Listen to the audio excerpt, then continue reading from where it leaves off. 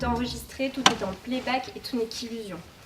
Et en fait, vous allez comprendre que par le rêve, Diane Selwyn fait parler les personnages pour en fait s'exprimer à travers eux, notamment à travers Camilla Rhodes. Donc en fait, ce moment en fait dans le club Silencio, c'est vraiment une forme de paroxysme de l'angoisse et ça permet en fait de toucher vraiment au cœur de la dépression de Diane Selwyn. Donc, comme vous l'a dit Delphine, on va finalement se concentrer sur la lecture un peu rationnelle du film, qui consiste à voir que la première partie du film, jusqu'à la 110e minute, est plutôt le rêve de Diane qui s'imagine une vie idéalisée comparée à sa déchéance à Hollywood. Et la deuxième partie relate, à partir de flashbacks, sa vraie vie. Mais il faut que vous sachiez que cette lecture ne fait pas du tout l'unanimité. Il y a certains critiques qui préfèrent se concentrer sur les aspects plus symboliques du film, comme par exemple le problème du désir, tous ces conflits autour de la relation entre Camilla et Diane, ou plutôt sur l'aspect plus sociologique avec la critique de Hollywood. Donc on peut aussi faire une autre lecture qui serait plus à partir de l'idée que Mulholland Drive étant un pilote de série, il y a plein de pistes et de choses inexplorées dans le film, de storyline, et c'est finalement ce qui permet à David Lynch d'instaurer une impression d'angoisse dans son film. Donc voilà. Dans la seconde partie du film, on se concentre surtout sur l'histoire de Diane. Donc je pense que c'est important un peu de démêler un petit peu ce qui lui est vraiment arrivé pour mieux comprendre ensuite pourquoi elle fait ce rêve si étrange et interpréter ces différents éléments. Donc tout d'abord, que ce soit dans le rêve ou dans la réalité, Diane et Betty se présentent comme venant de Deep River dans l'Ontario. Donc c'est un peu un cliché d'Hollywood, la fille qui vient d'un petit coin paumé, qui veut réussir à Hollywood. Et elle rencontre finalement Camilla durant le tournage de l'histoire de Sylvia North, que ce soit dans le rêve ou dans la réalité. Ce film fait partie des éléments qui sont vraiment clés dans Mulholland Drive, parce que... Ouais, je suis embrouillé. Elle rencontre Camilla sur ce tournage, et il y a la différence entre le rêve et la réalité, et que dans le rêve, Betty devient un peu une superstar pour le tournage de l'histoire de Sylvia North, tandis que dans la réalité, Camilla est finalement une meilleure actrice que Betty, ce qui lui permet d'obtenir le premier rôle et puis ensuite de protéger en quelque sorte Diane en lui accordant des rôles secondaires, comme il l'explique ensuite dans la scène de la villa du réalisateur Adam. Après quoi, Camilla et Diane commencent à entretenir une relation. Au bout d'un moment, Camilla décide de mettre un terme à cette relation. On va essayer d'expliquer pourquoi. C'est sûrement à cause finalement de la norme un peu hétéronormée qui veut qu'à Hollywood, une actrice célèbre comme Camilla va épouser un grand réalisateur comme Adam. Et finalement, la relation entre Camilla et Diane est condamnée par ces conditions complètement sociales et contingentes. Ainsi, Diane supporte absolument pas sa rupture, comme on peut le voir avec Camilla. Elle essaye limite de la violer à un certain moment. Ainsi, Camilla, pour essayer de se débarrasser un peu de Diane, va être particulièrement cruelle, tout d'abord en exposant clairement sa relation avec Adam, en la forçant à la regarder en train d'embrasser Adam. Et plus tard, pour lui asséner le coup final, elle va lui donner rendez-vous à Mulholland Drive, qui est décidément le clé du film. Pourquoi ? Parce que c'est là où Diane finalement va subir son humiliation finale qui va la conduire à la déchéance puis au suicide. En effet, elle subit une série d'humiliations à Mulholland Drive. Tout d'abord, Adam porte un toast à l'amour en regardant fixement Camille, tout en sachant très bien que le vrai amour de Diane était Camilla, effectivement. Coco revient un petit peu et insiste sur le fait que Diane est complètement une actrice ratée, en insistant sur le fait qu'elle ne connaît même pas sa tante, finalement, qui était pourtant censée travailler dans le milieu du cinéma, ce qui montre que Diane et sa tante appartiennent à un cercle beaucoup plus bas d'Hollywood, pour lequel Coco n'a que peu d'intérêt, finalement. Et enfin, bien sûr, il y a le baiser avec la mystérieuse Camilla Rhodes du rêve, dont on ne connaît pas le nom dans la réalité, qui permet définitivement de porter le coup de grâce et créer une profonde blessure narcissique à Diane. Pour se venger, Diane décide de recourir à un tueur à gages dans le Winkies, qui est également un des lieux clés du film, pour être certain que le tueur à gages a bien effectué son travail, et ce qui nous permet de savoir que Camilla est bien morte à la fin du film. Le tueur recourt à un objet fortement symbolique dans le film, la clé bleue. On peut la voir posée sur la table de Diane à la fin du film, ce qui montre bien que le travail a été effectué et que Camilla est bien morte. Diane sombre donc dans la dépression parce que, au fond, sa passion avec Camilla n'a jamais pu être résolue, Et elle a plutôt la sensation que le vrai coupable dans cette histoire, c'est pas tellement Camilla, mais Hollywood dans son ensemble. Ainsi, elle essaye de se recréer une dernière fois un rêve dans lequel elle peut arranger les choses et vivre une relation idéale. On voit ça quand elle s'endort au début du film, et c'est ça qu'on va vivre pendant les 110 premières minutes. Après tous ces événements, elle se réveille et est confrontée à la réalité, probablement rattrapée par les inspecteurs d'ailleurs, parce qu'à la fin du film, on entend que quelqu'un toque à la porte. On peut supposer que c'est les inspecteurs qui la cherchaient. Et finalement, elle est conduite au suicide par les 2 petits vieux. Pour comprendre ces 2 vieux, d'ailleurs, on peut tout de suite offrir une interprétation grâce à l'histoire de Diane. On peut voir au début du film une scène de danse un peu étrange. On peut supposer que c'est le concours de danse auquel participait Diane. Et finalement, on peut peut-être supposer que les vieux sont soit les parents de Diane. Dans ce cas-là, on pourrait supposer que leur attaque à la fin serait un petit peu la conscience de Diane qui revient la hanter après le meurtre de Camilla. On peut aussi supposer que c'était les jurys du concours de danse. Dans ce cas-là, ça serait simplement une figure bienveillante qui symbolise son innocence, le moment de sa vie où tout lui souriait encore avant qu'elle sombre finalement dans l'enfer d'Hollywood. Et c'est ça qui l'a rattrapé, la conduite au suicide. Alors, pourquoi se venger d'Hollywood? Donc c'est vrai qu'on voit que Diane en fait va jouer avec tous les clichés et tous les archétypes hollywoodiens. Donc pour reprendre les choses dans l'ordre, avant de faire son rêve, elle est donc conduite à Mulholland Drive par Camilla, où on va voir en fait tous les personnages du film qui vont revenir. Le cow-boy, le parrain mafieux italien, donc le réalisateur qui évoque notamment son divorce et le fait que sa femme l'ait trompé avec le nettoyeur de piscine. Donc tous ces personnages-là en fait vont prendre parti dans le rêve de Diane pour elle et se venger en fait des premiers rôles hollywoodiens, c'est-à-dire le réalisateur, l'actrice principale. Donc on voit bien en fait que à travers Diane, on peut avoir une lecture de classe, en fait, de lutte de classe, et que c'est en fait les subordonnés qui prennent leur vengeance sur les premiers rôles et les étoiles hollywoodiennes. Donc on voit également dans le personnage de Diane une espèce de construction d'une jeune première romantique. Donc ça c'est ce qu'elle semble être sous le rôle de Betty, puisqu'elle va en fait vraiment prendre toutes les initiatives, apparaître enjouée et enthousiaste et toujours soutenir Camilla qui est dans la détresse, donc, alors que Camilla en fait lui vole la vedette dans la réalité.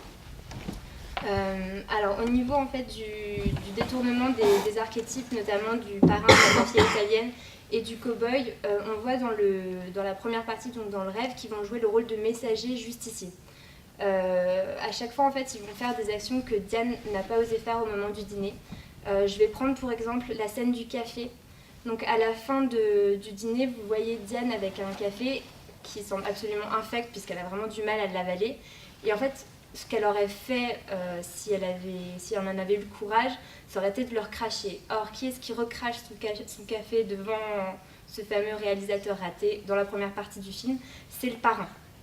Donc en fait, vous voyez qu'à chaque fois, il y a une réutilisation et un détournement des personnages qu'elle a rencontrés au cours de sa vie dans le rêve et qui lui permet en fait de prendre tout simplement sa revanche sur ce voleur d'amantes qui est Adam et qui subit de véritables descentes aux enfers entre la mafia italienne qui lui impose son personnage, qui lui vole son film, le nettoyeur de piscine qui lui vole sa femme et ensuite le propriétaire de l'hôtel qui lui fait une leçon en lui disant qu'il est broke, qu'il n'a plus d'argent.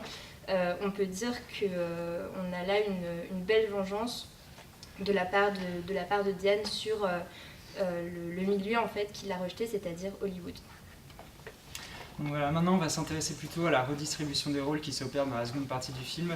Donc c'est un des éléments les plus angoissants du film parce que tout d'un coup, tous les personnages, tous les repères du spectateur finalement volent en éclats.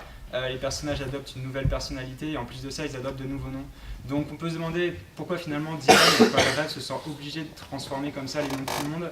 On peut se poser déjà qu'elle change son nom tout simplement afin de se laver un peu de la culpabilité et pouvoir recommencer à zéro avec une nouvelle identité, celle justement de jeune première, d'héroïne. Pour ça, elle prend le nom de Betty, qui était la serveuse, je ne sais pas si vous avez remarqué dans le Winkies, on insiste 2 fois sur son badge, la première fois dans le rêve, on voit que son nom c'est Diane, et l'autre fois dans la réalité où son nom est Betty. Ça lui permet donc d'adopter totalement une nouvelle identité et de repartir à zéro. Quant à Camilla, elle change également son nom. Pourquoi? Tout d'abord parce qu'afin d'aimer de nouveau Camilla, elle doit se séparer de tous les conflits qui rendaient leur amour dans la réalité finalement impossible. Tout d'abord le fait que dans la réalité, sa relation avec Camilla était entachée par la jalousie. En effet, c'était finalement la femme qui lui avait volé ses espoirs de réussir à Hollywood. En plus de ça, elle veut changer l'identité de Camilla, permet également de la rendre plus vulnérable. Elle devient quelqu'un qu'elle peut totalement façonner en lui donnant finalement une identité complètement factice.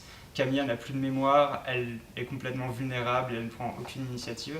Le paroxysme finalement de cette situation où Diane, Betty, prend le dessus sur Camilla, Rita, est le moment où elle change finalement de coiffure. Ça évoque surtout, je ne sais pas si vous connaissez, mais Persona de Bergman, où on a également une relation de trouble entre deux femmes, où finalement elles finissent chacune par absorber la personnalité de l'autre. Là on a un phénomène similaire parce que dans le rêve, Betty s'attribue toutes les caractéristiques de la Camilla de la réalité, elle est forte, elle joue super bien, et finalement elle finit par transposer sa personnalité sur la Rita du rêve qui finit par adopter sa coupe de cheveux et à ressembler de plus en plus à Betty. Cette question renvoie également à un autre film, Vertigo, de Hitchcock. En effet, dans Vertigo, je ne sais pas si vous vous souvenez, mais l'héroïne change également de coupe de cheveux pour se déguiser. Il y a tout un jeu sur l'identité. On peut se demander pourquoi ce parallèle avec Hitchcock. Il y a des thématiques qui sont assez semblables dans le David Lynch de Mulholland Drive et les films de la période Vertigo de Hitchcock. Un peu cette inquiétude par rapport à l'évolution de la société américaine, un peu une vision mythique de la société angoissante. C'est assez similaire. En plus de l'ambiance, bien sûr, film noir. Donc, c'est principaux problèmes d'identité. Mais l'intérêt de ces changements d'identité dans le rêve, c'est finalement de protéger Diane, Betty du réveil et du retour à la réalité. Malheureusement, cette stratégie est vouée à l'échec finalement. On le voit à plusieurs moments du rêve. Tout d'abord, à cause de l'intervention de la voyante, Louise, qui clairement évoque la fin du rêve. Elle dit que quelqu'un est en danger. Elle évoque pas tellement la Rita du rêve, mais finalement la Diane dans la réalité qui, elle, est véritablement en danger et, on le sait, va être conduite au suicide. Un autre moment qui évoque le risque du retour à la réalité est le passage aux Winkies. En effet, à ce moment-là, on sent déjà qu'il y a quelque chose de trouble dans le rêve, clairement avec l'apparition de la tête de Méduse, qui est un des moments angoissants du film. Là aussi, pourquoi la redistribution du rôle, pourquoi cet homme insignifiant qu'on voit au comptoir dans la réalité devient si important dans le rêve? Parce qu'il a été témoin du moment fatidique et essentiel pour Diane, le moment où elle a condamné Camilla à mort. C'est pourquoi il réapparaît dans le rêve et la tête de mort représente finalement cet acte horrible qu'a commis Diane en engageant le tueur à gages. Ces différents éléments fragilisent le rêve et conduisent finalement, nous montrent que le destin de Diane était déjà prévu à l'intérieur de ces 110 premières minutes.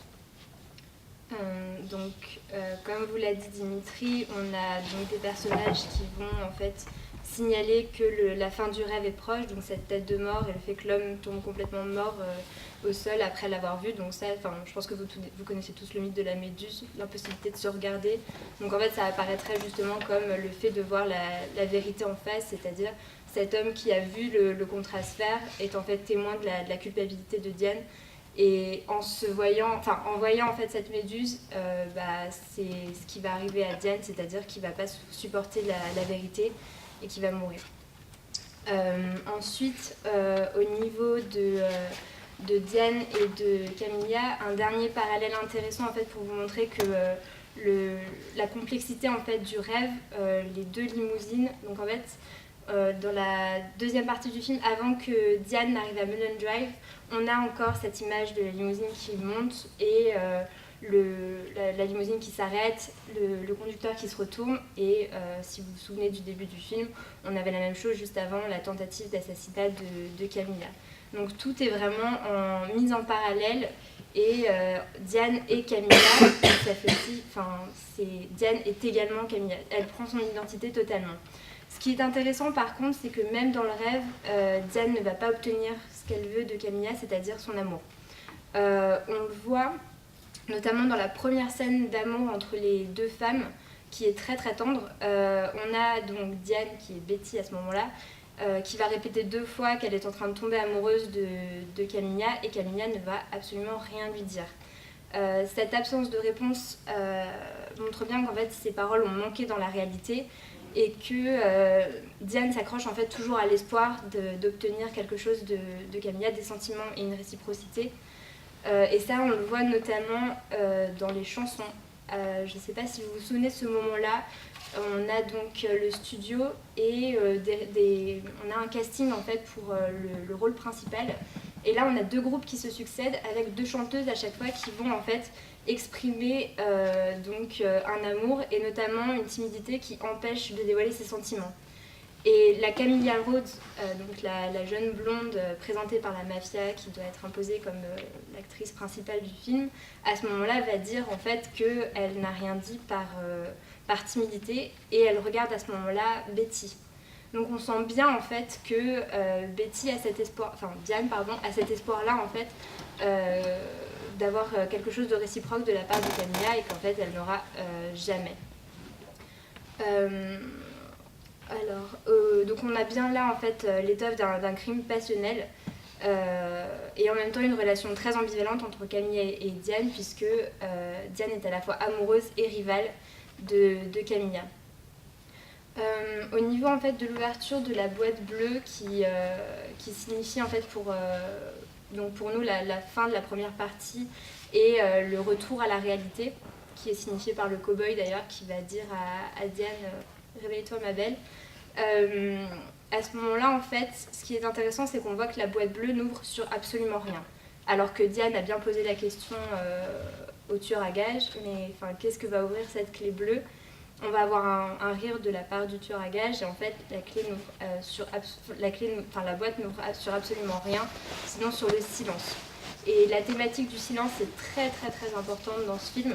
Vous avez remarqué comme moi qu'à chaque moment très très angoissant, à chaque moment vraiment qui atteigne un paroxysme dans le sentiment de l'angoisse, on n'entend pas les cris.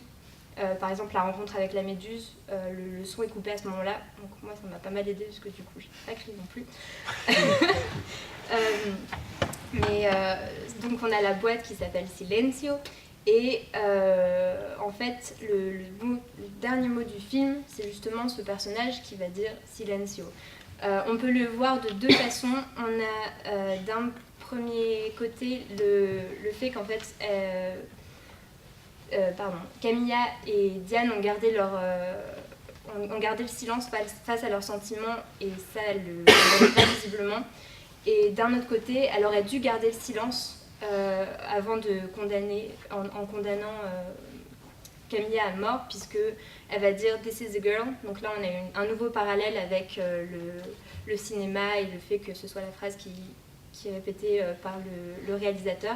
Donc à ce moment-là, en fait, elle aurait dû se taire et garder le silence. Donc en fait, la boucle est complètement bouclée quand elle se tire une balle dans la bouche. Là, on peut dire que c'est la punition et l'élément final en fait qui va faire silence et qui fait que le film se termine. Donc toute cette thématique du silence évoque bien sûr l'idée de l'angoisse par rapport à la mort qui est clairement un des fils rouges dans toute l'œuvre de David Lynch et qui bien sûr ici est particulièrement important. Donc tout d'abord on peut revenir un petit peu rapidement sur les éléments du rêve qui indiquent cette angoisse par rapport à la mort. Il y a l'idée que le rêve est un échappatoire par rapport à la réalité, mais Betty a bien conscience que c'est une échappatoire seulement temporaire. On peut relever par exemple le moment où Betty dit à Rita que ce n'est pas bien de dormir après un accident. Connaissant la fin du film, maintenant on peut savoir qu'elle évoque sa propre situation où elle essaye d'échapper à la réalité de la mort de Camilla. On peut penser aussi à Camilla qui dit à son réveil je croyais qu'à mon réveil ce serait différent. Elle parle de ses souvenirs, mais en réalité c'est plutôt Diane qui se parle à elle-même en se disant que peut-être qu'après ce rêve elle pourra enfin oublier ce qui lui est arrivé. D'autres éléments qui sont particulièrement importants dans le rêve par rapport à l'angoisse, par rapport à la mort, est le moment au Club Silencio qui est clairement une des scènes centrales du film. En effet, c'est un peu le moment cathartique du film. Diane et Camilla se préparent finalement pour leur passage à l'au-delà. D'ailleurs, avant même de se rendre au Club Silencio, Rita demande à Betty de la suivre quelque part, ce qui évoque un peu l'idée de la suivre dans le royaume des morts. Ce moment-là, en plus d'être cathartique, donc pour le spectateur aussi, à cause de tous les bruits, sons et lumières, évoque cette ambiance un peu froide, le royaume des morts, où elles vont finalement découvrir la boîte. Donc comme l'a expliqué Delphine, la boîte ouvre sur rien, c'est l'idée que finalement derrière le meurtre, il n'y a plus de vie possible, surtout le meurtre de l'être aimé. C'est pour ça d'ailleurs que le tueur à gages rit au nez de Diane quand elle espère vainement pouvoir faire quelque chose après avoir signé ce contrat. Un autre élément qui est intéressant d'ailleurs pour le passage au Club Silencio, c'est de comparer la chanson Yolando avec les deux chansons un peu plus artificielles dont vient de parler Delphine. Parce que si elles évoquent, avec un sens un peu plus caché et profond, l'idée que Diane et Camilla n'ont jamais été capables d'exprimer leurs sentiments, elles sont aussi le symbole d'une vision d'Hollywood super cliché qui offre une vision d'un amour idéal, super beau et qui va durer pour l'éternité. Et Diane est vraiment victime de cette vision de l'amour que lui impose Hollywood parce qu'elle est confrontée à un amour qui n'est pas accepté par la société, qui est condamné et qui finalement ne pourra pas durer. Et face à cette frustration, elle devient un peu romantique et a comme seule solution de tuer Camilla au lieu d'essayer de passer à autre chose. Un autre élément intéressant dans le Club Silencio, c'est de remarquer que la chanteuse a une larme, je ne sais pas si c'est tatoué ou à sa joue, et ça évoque les femmes mexicaines qui ont pour tradition, certaines, c'est un rite assez vieux, de se tatouer une larme au coin de l'œil lorsqu'elles ont assassiné quelqu'un, donc ça envoie directement à la situation de Diane finalement. Mais au-delà de l'approche super rationnelle qu'on vient d'évoquer avec l'idée du rêve, tout ça, et la continuité entre les deux parties du film, on peut se dire que le véritable but de David Lynch, c'est de créer cette sensation d'angoisse pour impliquer finalement le spectateur à fond dans le film et l'amener finalement lui aussi à subir une forme de catharsis par rapport à son angoisse face à la mort. On peut penser par exemple aux différentes figures du boogeyman dans le film, qui sont super présentes d'ailleurs dans toutes les œuvres de David Lynch. Tout d'abord le mafieux avec sa tête un peu difforme dans la pièce, qui est assez effrayante. On pense également bien sûr à la tête de Méduse, mais également des personnages un peu plus insignifiants comme la femme avec la coiffure bleue à la fin du film et dans le Club Silencio. Ces différentes figures renvoient à des personnages comme les tueurs dans Wild at Heart ou au personnage de Phantom qui apparaît à la fin d'Inland Empire pour encore une fois effrayer le spectateur, introduire un élément un peu irrationnel parce que des personnages comme les vieux finalement, si on n'adhère pas à une vision logique du film, c'est un peu difficile d'expliquer leur apparition. Donc c'est vraiment des éléments qui sont un peu difficiles à interpréter, qui du coup surprennent le spectateur et créent ce sentiment d'angoisse vachement perturbant.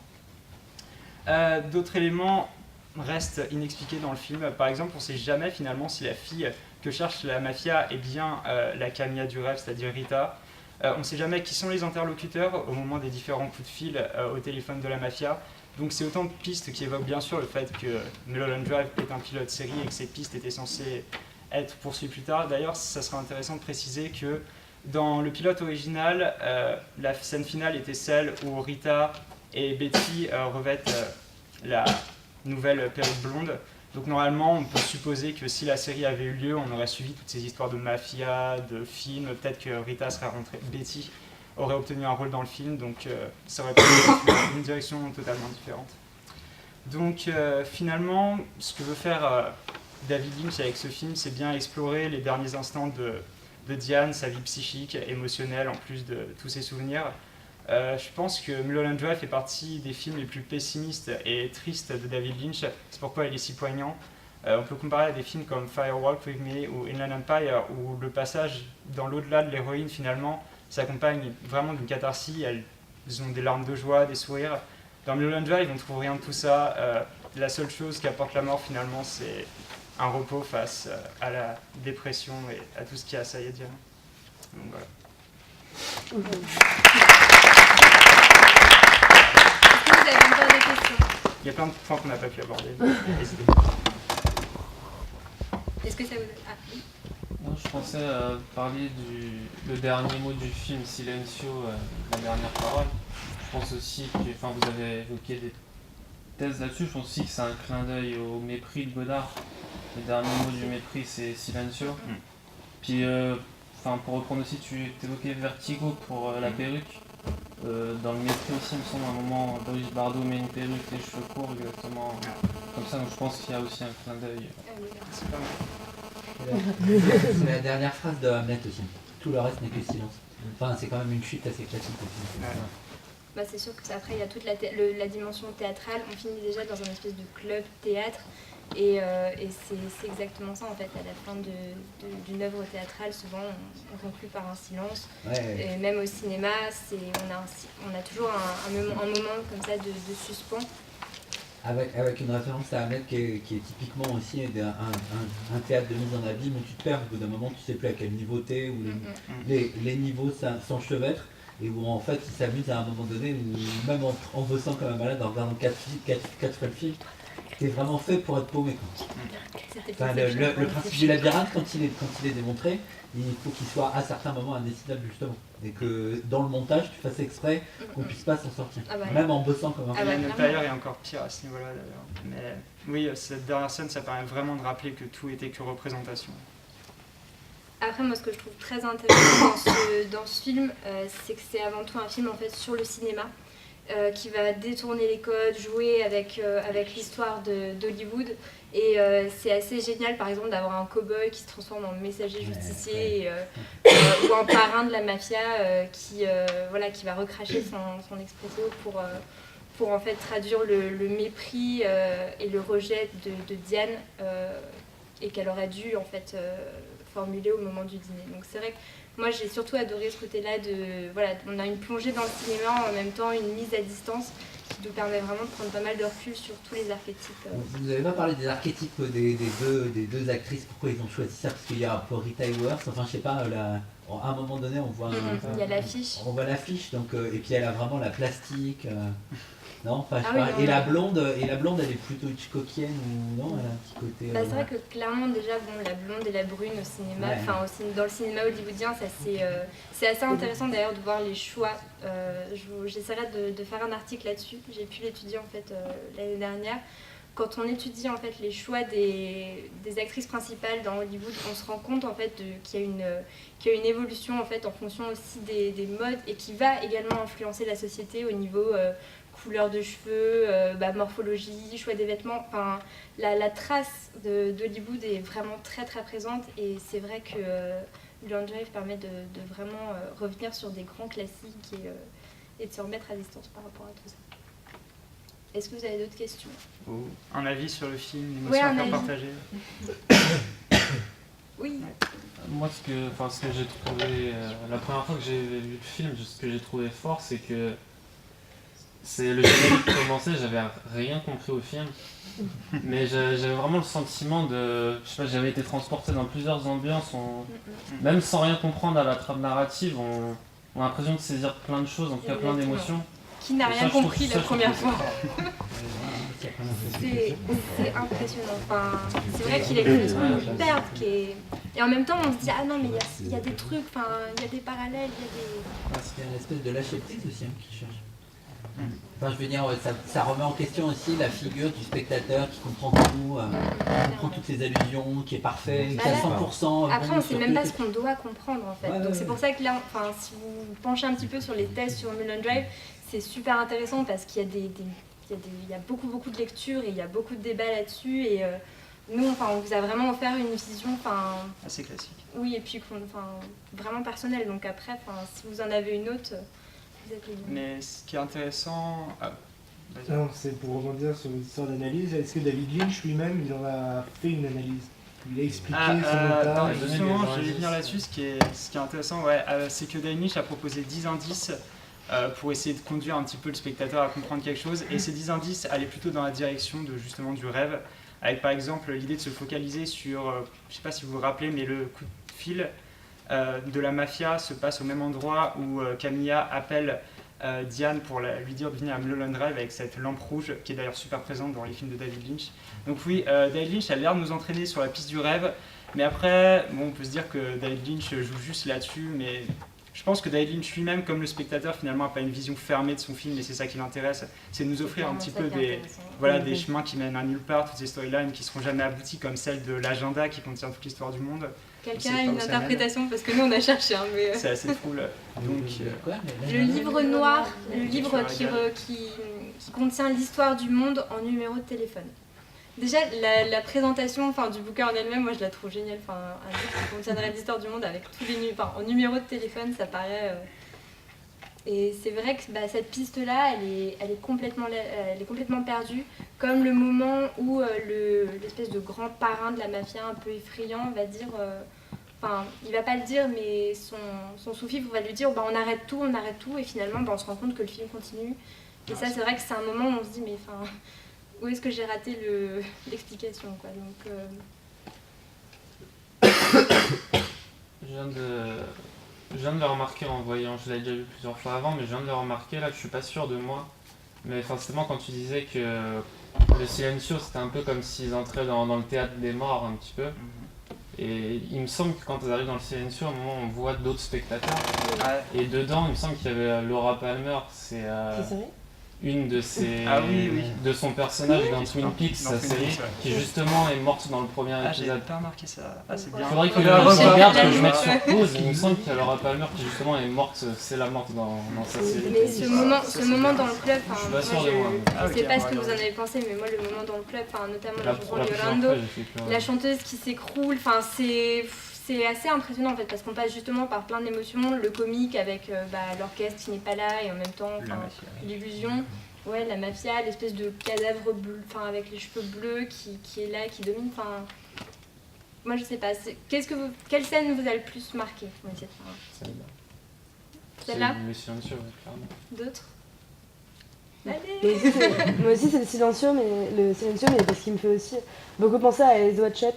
Ce personnage justement avec la perruque bleue, pour moi ça me rappelle vraiment les personnages qu'on voit dans les Wide Shut, très mystérieux, on comprend pas vraiment qui c'est, ce qu'ils font, mais ils sont là. Et donc c'est un peu... après je pense que ça appartient vraiment à l'univers de David Lynch. Et qu'est-ce que vous pensez du réalisateur raté, pas raté, selon le rêve et la réalité? C'est juste pour... Je sais pas si vous avez remarqué, mais la scène en fait où il va découvrir que sa femme est avec son amant, on a une musique très comique en fait qui est derrière. Moi je trouve que ce personnage en prend vraiment plein la figure, parce que il est à la fois la caricature du réalisateur hollywoodien et en même temps le réalisateur complètement raté qui se fait manipuler de tous les côtés et qui se fait vraiment avoir. Donc je sais pas, est-ce qu'il y en a qui il résiste un peu quand même quand il se fout de la gueule du cow-boy par exemple. C'est assez courageux parce que là on commence à... Il a des moments de courage et après... qui réussit à avoir encore un peu de second degré, qui même avec sa secrétaire qui dit non c'est vraiment pas une bonne idée, qui lui dit des blagues un peu alors qu'il est quand même à la fin d'une journée où il se dit mais après c'est ça en fait, je trouve que ce c'est personnage... la seule chose qui résiste un peu, sinon il est pathétique. Alors, on a presque l'impression que c'était censé un peu être le héros de l'histoire si l'histoire avait continué après les 90 minutes, parce que il y a même cette scène un peu super cliché du coup de foudre avec Betty où ils se regardent et il y a un gros zoom sur Betty, on le voit. Pas amoureux. Mais quand même il sort son club de golf et il casse la gueule de la mafia, il est quand même un peu cinglé. Mais il court après, il est courageux mais il tape et puis après il laisse le moteur tournant et il se dépêche de Moi c'est ça que je trouve, il est... Il n'y a pas tout acheté quand même dans ce personnage. Oui, il y a une scène qui m'a beaucoup intrigué, c'est le moment justement à la fin, juste avant de dire Silencio, on sait que la boîte ne surveille rien, mais on la voit quand même dans le sac en carton vers le clochard du coup. Et du coup il y a toujours la présence de cette boîte, même si on sait qu'elle est vide, elle intrigue quand même le spectateur avant de... Puis on se demande comment elle est arrivée là, il y a un moment c'est pareil, le moment où on l'ouvre, elle tombe au sol, on la voit tomber au sol, ensuite on la voit plus. C'est vrai que Oui, ça c'est super bizarre. Il y a tous les éléments un peu glauques du film, les vieux, le clochard, la boîte qui sont réunis dans un sac en plastique. Non mais la boîte en même temps, moi ce que je trouve génial dans la boîte qui revient, c'est l'espèce d'effet qui dit tatin et la boîte, etc. Et puis à chaque fois la déception qui dit mais c'est réfléchis pauvre con, c'est pas si simple. Il n'y a rien du tout. Oui, tout le film la boîte en fait. Moi, pourquoi est-ce que la clé, au début, c'est une clé triangulaire? Pourquoi est-ce que finalement, c'est une clé normale? Il y a un changement. C'est ça. Moi, je pense que c'est le passage du rêve à la réalité. On avait besoin de transfigurer. On peut voir dans la boîte une espèce de... l'annonce de la mort, puisque ça ouvre sur le néant. Donc en fait, c'est ça, en fait. C'est ce que tu disais, c'est la transfiguration de la clé et la visualisation de la mort. En fait, la clé dans le rêve, elle est plus esthétique, plus avec les triangulaires, alors que dans la réalité, en fait, c'est une pauvre clé. Je pensais que c'était juste pour nous signifier qu'on était dans le rêve et plus dans la réalité. Mais après, je sais pas ce que vous pensez du personnage du du parrain.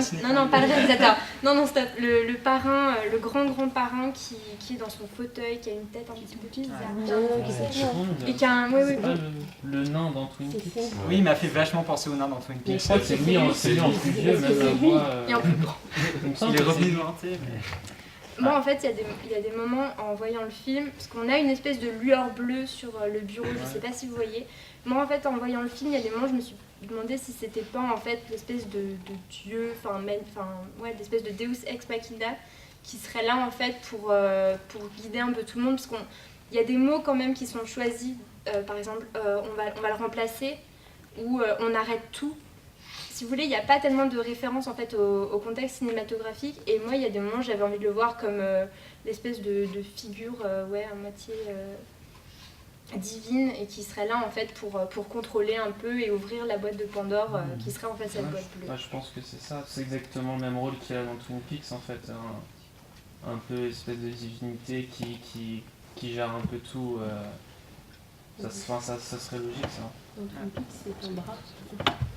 Ton divinité, c'est ton bras. Un bras. Ouais. Il y a quelqu'un au bout. Enfin, c'est vrai qu'il a une position un petit peu à part, etc. Mais il fait rien, il dit rien. Mais justement, C'est ça qui fait que les films. Oui, mais non, mais de le voir comme moi un plus faible, plus tu délègues, plus pilote, t'es fort. justement, c'est au contraire. Je le vois plus comme une fausse piste au même titre que le bouquin et Non, le tueur, que ouais. ça aurait été un truc à développer avec la mafia, etc.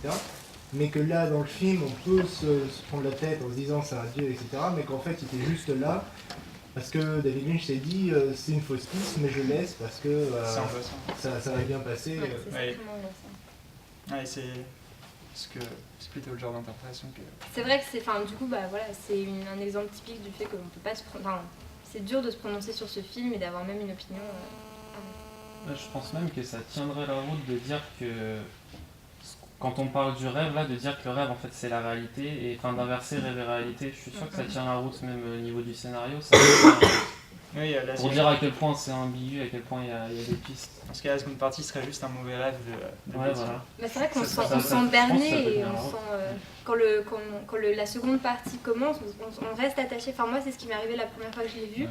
Je suis restée attachée sur personnage. la première version de l'histoire en me disant mais non, enfin il y a une explication, il y a autre chose, mais j'ai pas tout de suite compris cette histoire. Mais la première fois, j'ai cru que c'était un flash forward ou que c'était un flashback, qu'elle avait manipulé Camilla ou quelque chose comme ça. Mais non, Donc elle lui avait fait perdre la mémoire. ça tient pas la route. Ouais. Non, ça c'est plus dur à expliquer. Juste pour revenir sur le grand mafieux, vous avez parlé de divinité, du coup ça m'a fait repenser au livre noir, et le mec au téléphone il m'a dit que ça détient le livre noir, détient l'histoire du monde avec le numéro de téléphone, je sais pas, il y a peut-être un Et lien. il s'appelle Ed, et je pense que je vais essayer de le revoir en cherchant en fait une référence à ce Ed qui est là, et je me demande si à un moment on n'a pas le nom en fait de ce chauve. Et en fait c'est pour ça que moi j'avais. Il n'y a pas un bouquin aussi où il y a écrit tout sur Paris? Si. Bleu, hein. Si, Un deuxième, si. non? Et alors C'est là un peu c'est. tout sur à chaque fois. Ouais. Du coup, C'est pas bizarre. sur Tout sur Paris. Paris, on l'a bien vu. Non, c'est tout Paris. Tout pareil. Ah non, c'est tout pareil. D'ailleurs, Tout Paris. Ah, c'est tout Paris. il y a plein d'éléments angoissants dans le film qui sont de couleur bleue d'ailleurs, comme la perruque, la boîte, la clé, tout ça. La lampe sur le speaker dans le silencieux. Il y a une grosse lumière bleue. Ouais, il y a la lumière bleue, il y a aussi une lumière bleue dans la chambre du mafieux d'ailleurs. Et, Oui, ouais, sous c'est le un cochon. D'autres commentaires? Non, peut-être si, sur l'espèce de critique hollywoodienne où t'as la petite canadienne qui arrive toute fraîche, qui se marre, qui est un peu cucu, qui est la ravissante idiote et puis qui est broyée, quoi. Qui finit par se suicider. Non, qu'est-ce que vous avez pensé de la scène de oui. casting avec l'espèce de vieux Est-ce que vous pensez qu'elle le joue? Est-ce que vous pensez qu'en fait elle lui fait du charme pour avoir le rôle? Est-ce que... Très bonne actrice. Hein? Moi je pense qu'elle est très bonne actrice. Ouais, mais enfin, le mec, elle le Elle joue est tellement géniale. bien que le mec, il est... D'ailleurs, quand il finit, elle réussit à prendre un vieux routier d'Hollywood et à le mettre, et à le faire sortir de la route, quoi. Parce que pour moi, c'est ça que je trouve intéressant. Puis tu vois l'innocence, quand même, où tu commences un peu à te poser une petite question sur la charmante innocente, quoi. Et puis c'est d'être aussi par rapport à Camilla qui dans la réalité est quand Clairement même hyper magnifique. sensuelle, Ouais. elle est très maquillée, très belle, elle a un corps magnifique. Donc elle doit, je pense, c'est aussi cette espèce de pouvoir féminin qui transparaît aussi dans cette scène. Juste une dernière remarque. D'ailleurs, justement, dans la scène de l'audition, l'acteur dit que l'actrice précédente qui lui a fait un collet serré était brune, donc on peut peut-être voir un lien avec Camilla, justement. Et après, pour le pouvoir des femmes, je ne sais pas si vous avez remarqué l'assistante et la rousse qui vont amener Ouais. Betty Diane sur l'autre plateau. Elles ont une relation trouble. C'est vrai, quand on regarde la scène, on peut se poser des questions. Oui, on peut se dire sur, qu'elles ont justement, une relation et que c'est un moyen pour Diane de s'imaginer un monde où ces relations, les relations hétéronormées se volent en éclats par rapport à l'amour. Et par rapport au vieux libidineux, le vieux libidineux, il la rapproche en lui disant tu vas voir ma petite, et en fait elle le retourne et à la fin de la scène elle l'a complètement sous sa domination et c'est quand même, c'est une scène magnifique, vachement très intéressante, le fait qu'il y ait cette espèce de petit auditoire, le côté un peu ridicule de l'américain, je trouve qu'il est très bien joué aussi, qui est tellement sympa et qui dit merci à tout le monde, qui est un peu con et un peu fatigant quand même, avec son pull à carreaux là. Mais elle est super cette scène.